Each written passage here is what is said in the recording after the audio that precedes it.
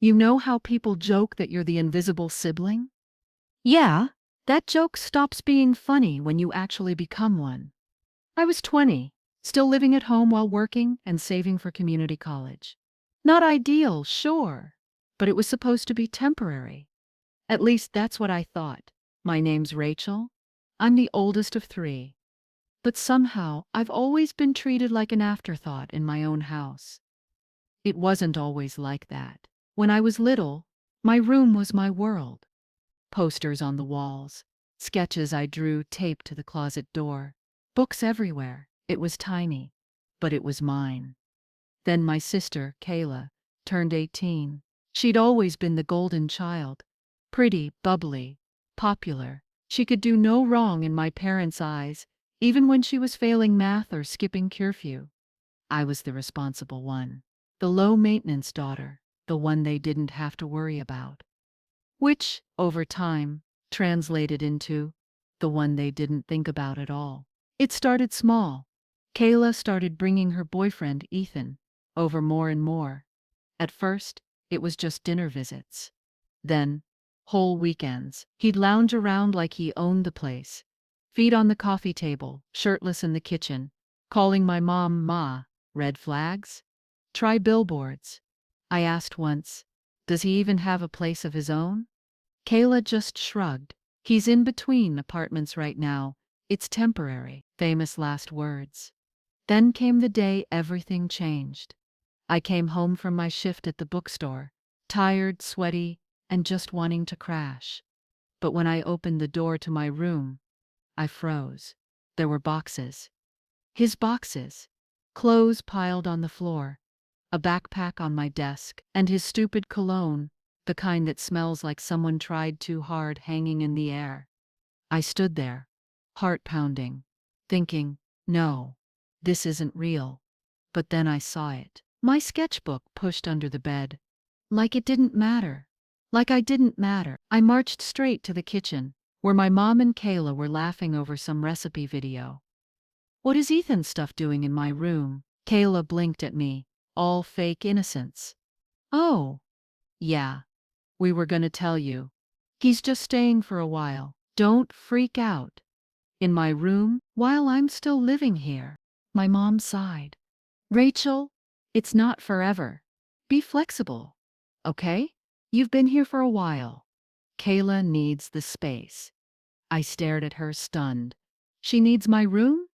My mom waved me off like I was being difficult. You're hardly ever home. You're always working, or at the library. I laughed, but it came out sharp. Exactly.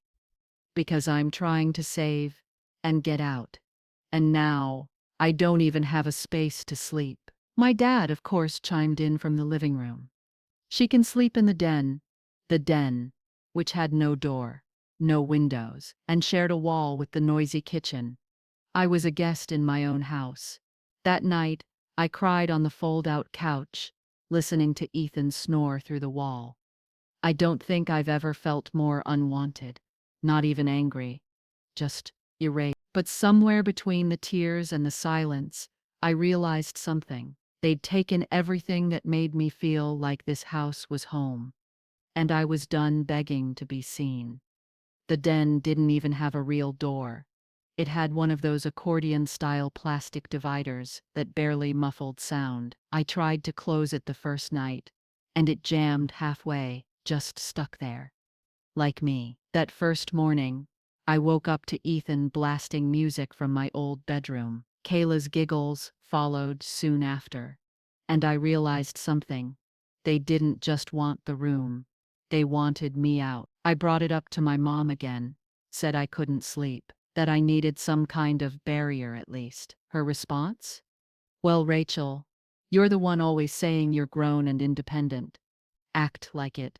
Adapt. Like it was my fault they handed over my space like it was some giveaway prize. I asked if I could at least put up a curtain rod to block off the den. My dad grunted from behind his laptop. That's permanent hardware.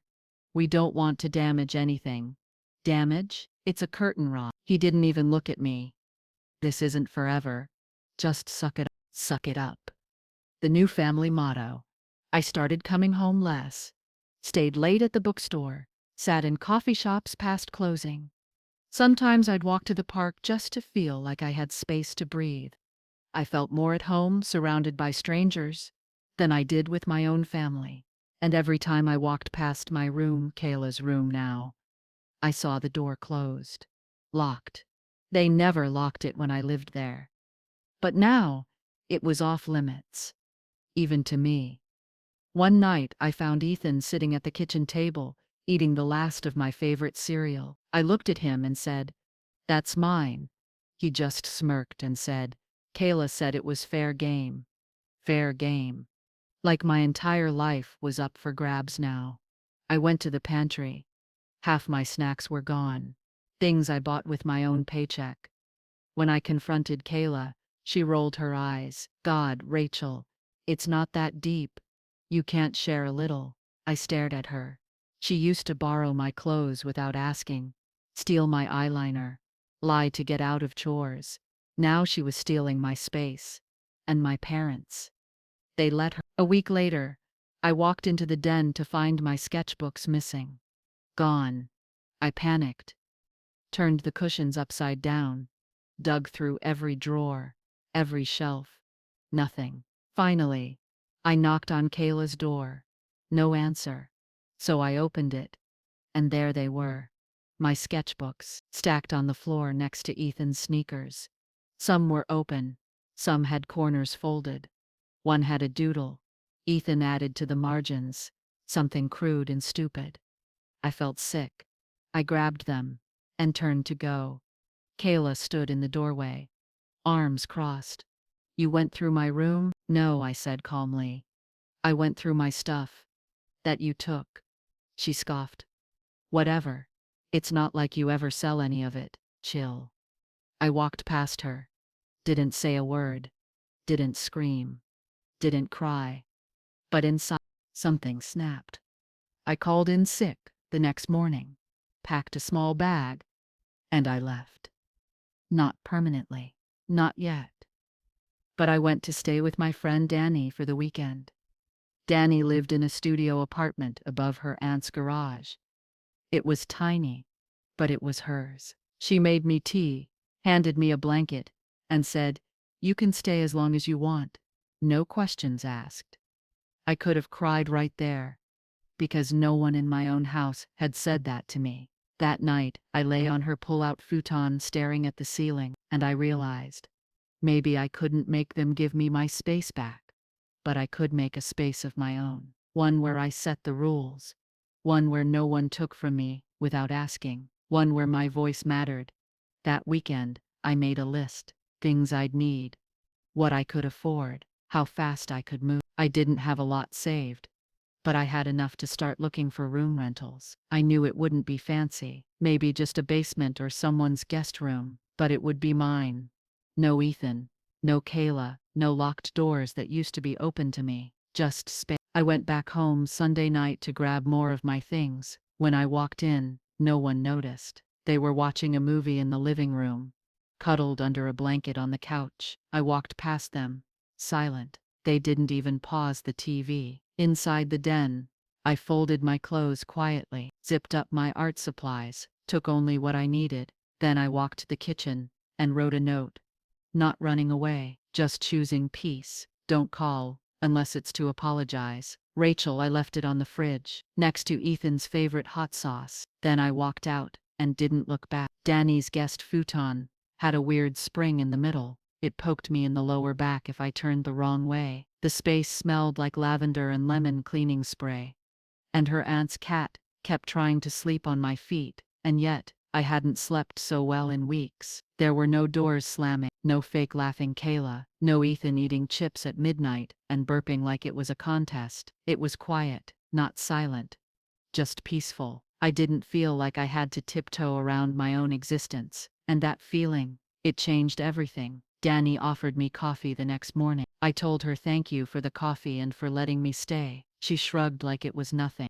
"You'd do the same for me." I would. But I wasn't sure anyone else in my family would do the same for me. By the end of that week, I found a listing. It was a converted attic above an elderly woman's garage on the other side of town. It had slanted ceilings, hardwood floors, and a tiny kitchenette that looked straight out of the 1970s. But the ad said, "Private entrance, no roommates, quiet welcome," and those 3 words sealed it. No roommates. I called the number. Her name was Lois. She sounded sweet, a little hard of hearing, and more interested in finding a respectful tenant than in making a profit. When I met her, she reminded me of my late grandma: kind eyes, sharp wit, and a soft spot for people with quiet dreams. After showing me around, she looked me up and down and said, "You need a place that's yours, don't you?" I nodded. More than anything.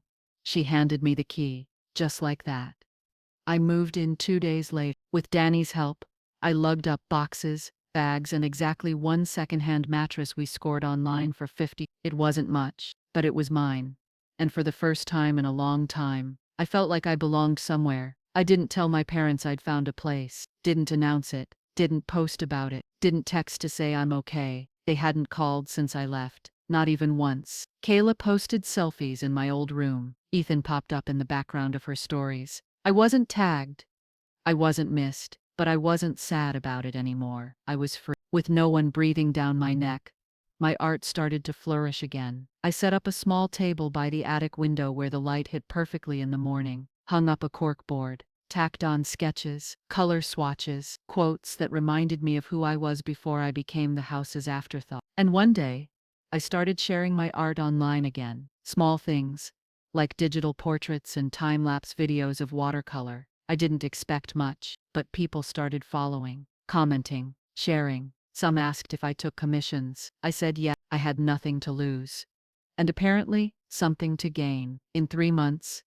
I had enough work to pay rent and still save. Lois would bring me cookies sometimes. Danny and I started a weekly pizza and movie night. I laughed more, slept better, smiled without feeling guilty for it. And I realized this was the life I was told I wasn't ready for. This was the independence they acted like I couldn't handle. Turns out, I was never the problem, just the one they couldn't control. Then came the message from my mom. "We need to talk. Your father is upset you left without a word." A word? I left a whole note. But more than that, I'd left years of emotional crumbs they refused to pick up. She followed with, "Kayla is worried about you." Right. Worried enough to post boomerangs from my old bed. I didn't reply, because I was finally starting to learn that silence wasn't always weakness. Sometimes silence is just self-respect. A week later, I got a call. It was Lois. "Sweetheart, there's a young man here asking about you. Says he's your brother-in-law." I nearly choked on my tea. I told her not to let him in. She didn't. She said he looked confused and left when she asked him to go. An hour later, I got a text from Kayla. "Why are you being so dramatic? He just wanted to return some of your stuff." I didn't respond. If Ethan thought showing up at my space was okay, it meant Kayla or my parents had given him my address. That crossed a line. So I did what I never thought I'd do. I blocked them all. Every number, every account, every platform. My phone went quieter than it had in years, and for the first time, it felt peaceful. Not lonely. I didn't burn bridges. I just finally accepted that some of them were never built to carry me. 2 months passed, then 3.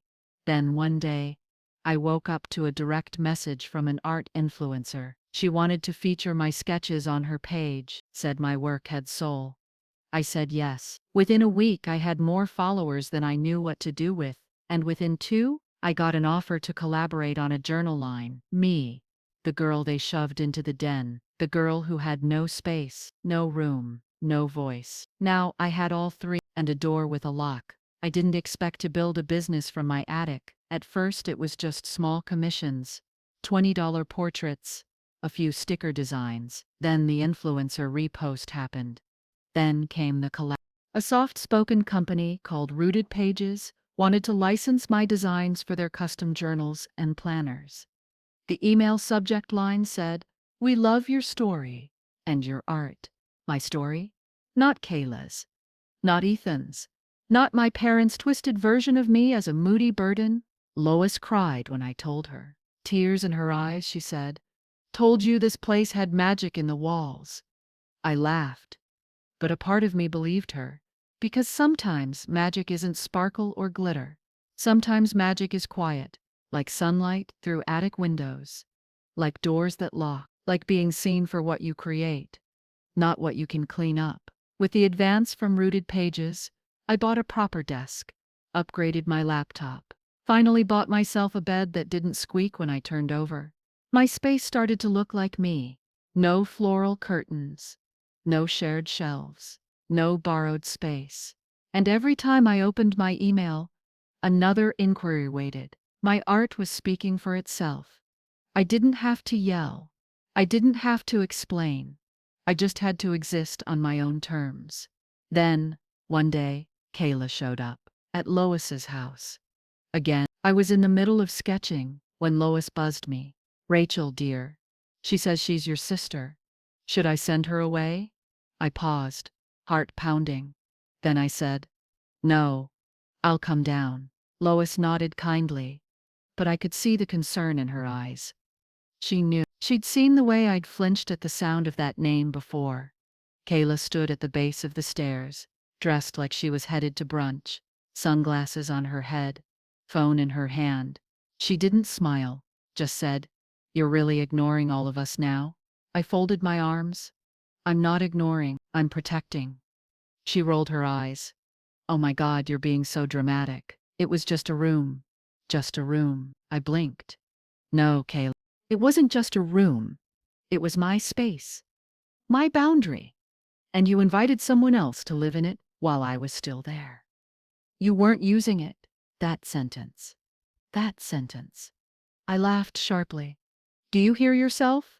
You don't use people's rooms like spare socks." "Whatever. Mom wants to talk to you. She can call me." "You blocked her. She can write a letter." "You're not serious?" "I'm completely serious." Kayla looked stunned for a second. Like this version of me didn't compute. Like she'd walked in expecting a doormat and found a brick wall instead. Then she got defensive. "Ethan and I broke up." "Okay? You happy now?" "He cheated on me." I didn't flinch, didn't gloat, just said, "I'm sorry he hurt you. But that doesn't undo what you did to me." She stared at me, speechless. Then she said something that made my spine stiffen. "You think you're better now? Just because people like your drawings?" I raised my eyebrows. "No.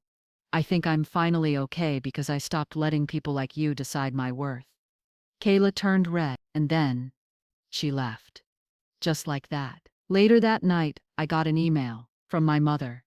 No subject line, just 2 sentences. "We saw your art feature. Congratulations. Hope you remember who raised you." I didn't reply, because they didn't raise me. They just contained me. Weeks passed. My business kept growing. Lois and I built a little routine. She'd bring me tea and old puzzles. I'd show her new designs. We were two women, different generations, but both building our piece. Then came the gallery invite. A small local art show wanted to feature me as a local voice of resilience. They called me a quiet revolution. I cried when I read the letter, because for so long, I believed the lie that you had to scream to be heard. Turns out, you just have to speak clearly and leave when you're no longer being listened to. The night of the gallery, I wore a dusty rose dress that fluttered at the hem. I pinned my curls up, wore earrings I'd saved for something special. Danny came. Lois came. So did a lot of strangers. Some who'd followed my art online, others who just liked what they saw. I stood in front of my favorite piece, a watercolor titled "Window Closed." It was soft, muted, still, and someone asked, "What inspired it?" I smiled, the moment I realized I didn't need anyone's permission to take up space. And then, across the room, I saw them. My parents. They came, uninvited, unannounced. I thought I was imagining it. At first, I tried to look away, Pretend they weren't there, that the couple walking slowly across the gallery floor, looking so out of place among the soft lights and whispered praise, weren't my parents. But then my mom turned her head and locked eyes with me, and smiled like nothing had happened. Like the past year hadn't been complete silence. Like they hadn't handed my room and my dignity to a guy I couldn't stand while I was still living there. I didn't move. For a few long seconds, I stayed rooted in front of my painting. My heart pounded. My stomach dropped. I felt like I was back in the den again. No door, no lock, no voice. But then Danny stepped beside me and whispered, "Do you want me to walk them out?" I shook my head. Not this time. They came closer. My dad stayed a few steps behind my mom, pretending to study the art on the walls like this was just another weekend activity. My mom was the one who approached me first. Her voice was too sweet, too careful. "Rachel, you look beautiful. You've really made something of yourself." I nodded once. "Thank you. Your work is emotional. It's a little sad though, don't you think?" I turned slightly toward her, keeping my voice even. "Maybe. Sad things tend to happen when people are treated like they don't exist." She flinched. "Only slightly. We didn't mean to make you feel that way. But you did." My dad finally spoke. "You know your sister misses you." "Kayla made a choice," I said. "So did I. It was just a room." There it was again. That sentence. That dismissive shrug of what they did. Like taking away my privacy, my belongings, my sanctuary, was nothing. I took a slow breath. It wasn't just a room. It was everything. It was the last bit of space I had in a house that stopped feeling like home years ago. My mom looked around, like checking if anyone was watching. "Are you really going to do this here? Make a scene?" I gave a small smile. "You already did by showing up without asking." I turned and walked away. To the back of the gallery where Danny was pretending to browse a table of postcards. I didn't cry. I didn't chase them. I let the silence hang in the air like a closed curtain, and I didn't open it. They left after 20 minutes. Didn't say goodbye, didn't congratulate me. They looked at my art like they didn't recognize it, like they didn't recognize me. Maybe they didn't, because the girl who used to beg for space, beg to be seen, was gone. And this version? She had a lease, a lock, a voice. After the gallery closed, Danny hugged me tight. "I'm proud of you," she whispered, "for not shrinking." And I realized I was proud of me too. That night, I lay in bed in my attic studio. The quiet creaks of the house below reminded me Lois was still up, probably doing her crossword or sipping chamomile tea, and I felt more at home than I ever had in my parents' house, because home isn't just where you sleep, it's where you're allowed to be. The next morning, I woke up to a string of texts, not from my parents, from Kayla. "I saw that Mom and Dad went to your show. They said you embarrassed them. Why are you acting like we threw you on the street? You just took things too personally. It's not like you owned that room. And then, honestly, you're kind of being selfish." Selfish? After everything they took, I was selfish? I didn't reply. I archived the conversation and moved on with my day. 2 days later, I got a delivery at my door. A manila envelope. No name. Just my address, handwritten. Inside, a birthday card and a check. From my parents. $500. The card said, "We hope this helps. Sorry if things got weird. We miss you. Love Mom and Dad." No apology. No accountability, just money. Like my silence had a price. I mailed the check back, with a note: "Love doesn't fix things with silence and cash. It fixes things with truth." Then I changed the locks. After I returned that check, I didn't hear from them for a while. No texts, no calls, no sudden visits, and I was okay with that. Actually, I was grateful for it, because for the first time in years, I could feel myself healing in real time. Every quiet morning, every sketch without interruption, every meal cooked in my own kitchen. even if it was just noodles. It was mine. My art journal line launched officially in early spring. Rooted Pages sent me photos of their shelves in bookstores. They used my handwritten captions on the packaging. They even printed a quote from me on the inside cover. Your voice matters.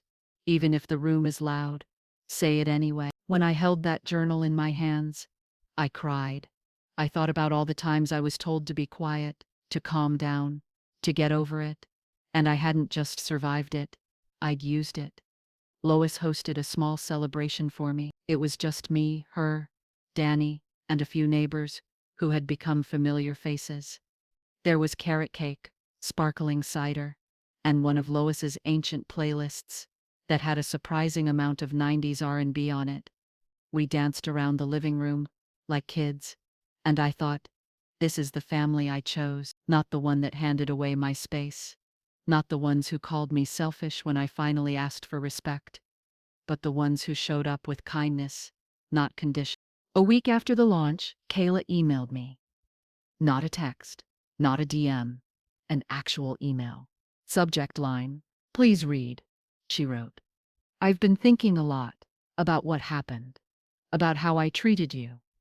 I don't know if I can fix things, but I wanted you to know I was jealous. That caught me off guard. She continued. You always had something I didn't, not just art. You had purpose. You had a way of making silence feel full. And I hated that. I let Ethan come between us. And I let Mom and Dad make you feel small. I'm sorry. I read it 3 times. Then I closed my laptop and sat still for a while. I didn't know what to feel. Part of me wanted to scream finally. Part of me didn't know if it was too late. I didn't reply right away. Not because I was angry, but because I didn't want to respond from old wounds. I wanted to respond from who I was now. Someone with boundaries. Someone who owned her space, not begged for it. A few days later, I sent her this, thank you for saying that. I never needed perfect. I just needed honest. I hope you're healing too. But I'm not ready to meet up. Not yet. My door is closed right now. Not locked, but closed. And that was the truth. Because I wasn't seeking revenge. I wasn't waiting for groveling. I just needed peace. And peace, I learned, is built with small decisions. Like choosing quiet over chaos, distance over drama, art over arguing. That summer, I was invited to speak at a creative resilience workshop. Small audience, mostly teen girls, the kind who walk around with earbuds in to block out the noise of people who don't understand them. The kind I used to be. They asked me questions like, what made you finally leave? And did it hurt to go? I told them yes. And that leaving isn't the end. It's the beginning. Because the world will always try to shrink you into whatever makes them comfortable. But you don't owe anyone the smaller version of yourself. After the talk, a girl came up to me. She said, your story made me want to clean out a corner of my room and start painting again. I smiled. That's where mine started too. In a corner. And suddenly it all felt worth it. Every sleepless night in that den, every slammed door, every time I was told it wasn't a big deal, because I had built something bigger than the room they took from me. I had built a life. Summer melted into fall, and with the changing season, something inside me shifted too. I wasn't just surviving anymore. I was thriving. My art had turned into a steady career. I had weekly sales from my online store. My planner line expanded into calendars, tote bags, even mugs with my quiet quotes printed across them. I couldn't believe it. Not that I'd come this far, but that I'd once believed I couldn't. My attic wasn't just a studio anymore. It had become my sanctuary. I painted the walls pale yellow, bought a secondhand bookshelf, hung twinkly lights and plants, and a framed version of my very first online order receipt. Every corner had meaning. Every item had intention. There were no Kaylas walking in uninvited. No Ethan dropping socks on the floor like I didn't exist. No parents knocking only when they needed something. Just me, my art, and the life I built one sketch at a time. Then, one day, I got a call from an unknown number. I let it go to voicemail. Later, when I listened, it was my dad. His voice was low, awkward. I don't expect you to call back, but your mother's birthday is next weekend. We're having a dinner. If you'd like to come. I sat with it. Not the invitation, but the way he said it. Like it was some kind of olive branch. After they burned down the whole tree, I talked to Danny about it. She raised an eyebrow and said, "Are you asking if you should go? Or if you want to?" I didn't answer right away, because I wasn't sure. Part of me felt obligated. Guilt still tugged at my gut, whispering, "They're your family." But another part, the stronger, more grounded part, said, "Family doesn't hand away your peace and then act surprised when you don't come running back." I didn't respond to the voicemail, didn't RSVP, didn't even send a card. But I did one thing that surprised me. I sketched. I made a piece called "The Room They Left." It showed an empty bed with a glowing outline where a person once sat, a suitcase by the door, and a shadow of someone walking out. But this time, they were walking tall. I posted it with no caption, just a date. 1 year since I left. The post went viral. Thousands of comments, stories shared. People writing, "This is how it felt when I left too. This is the room I never went back to.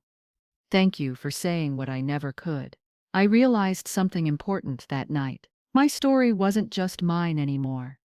It had become a mirror for every person who was told they were overreacting, for every child who got pushed out of a space they never asked to fight for every artist, thinker, or quiet heart who was told they didn't matter unless they were convenient. That's when the idea came to me. Not just an art piece, not just a post, a collection. I called it Rooms We Outgrew, an art series. Each painting featured a version of a room, but transformed. A nursery turned into a library, a crowded dining room where one chair was glowing gold, a twin bed that had grown wings and floated above a house. Every piece told a story of leaving, of healing, of claiming space. And at the center of the exhibit, I planned to hang the one painting that started it all. Window closed. I booked the venue, reached out to local creatives. Lois helped me send invites. Danny helped curate the order of the show. And me? I painted like I was on fire. The opening night of Rooms We Outgrew was in November. The air was cool, crisp. The gallery was lit softly, music playing low in the background. Strangers walked slowly from canvas to canvas. Some cried, some stood in silence. Some clutched their chest like the art had touched something they hadn't let surface in years.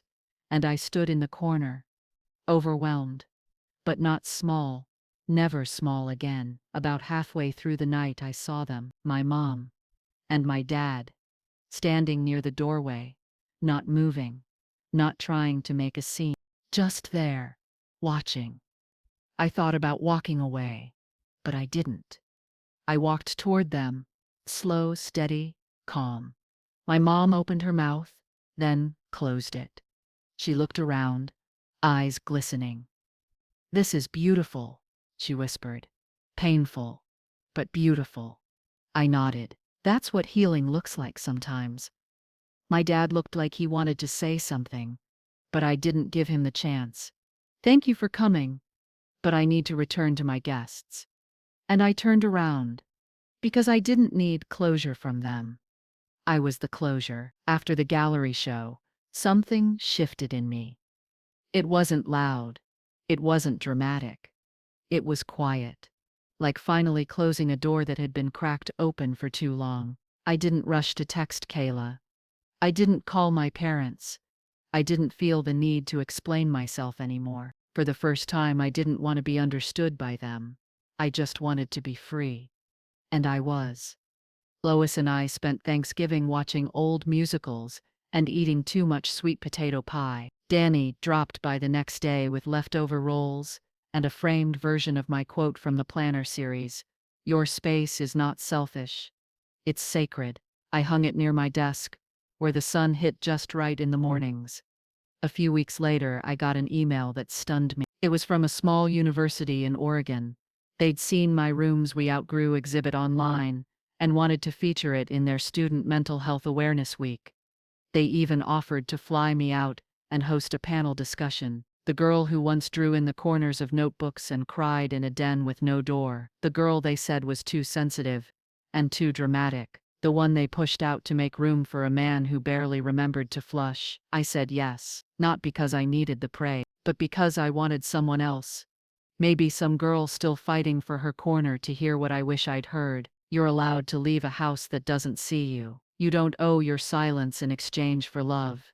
Your peace matters more than their comfort. Before I flew out for the event, I did something small, something symbolic. I went back to my old neighborhood. Just once. I didn't go to the house. I didn't knock. I just stood at the end of the block and looked at it from a distance. The same pale siding, the same cracked driveway, but it looked smaller now. Not because it had changed, because I had. I whispered under my breath, "You don't own me anymore." And then I turned around and walked away. The Oregon trip was life-changing. I met other artists, students who told me their own story. One girl cried in my arms after the panel, saying, "They made me sleep on the couch for 2 years. I thought I was just being ungrateful for being upset." I hugged her tight and said, "Being grateful shouldn't mean being invisible." She smiled through tears and whispered, "Thank you for saying it out loud." And in that moment, I felt it again. That quiet strength, that invisible spark that had lived inside me all along. Not loud, not angry, just clear. When I got back home, Lois had made a little welcome banner with construction paper. She called it Rachel's Homecoming. We laughed so hard we cried. She said, "You were always meant to fly, sweetheart. I'm just glad you landed here first." The next morning, I woke up in my attic, my studio, my space, and I realized they could never take this from me, because they never gave it. I built it. From silence, from rejection, from empty spaces that I turned into art. My parents never came back to another show. Kayla texted once on my birthday. Just a simple "hope you're well."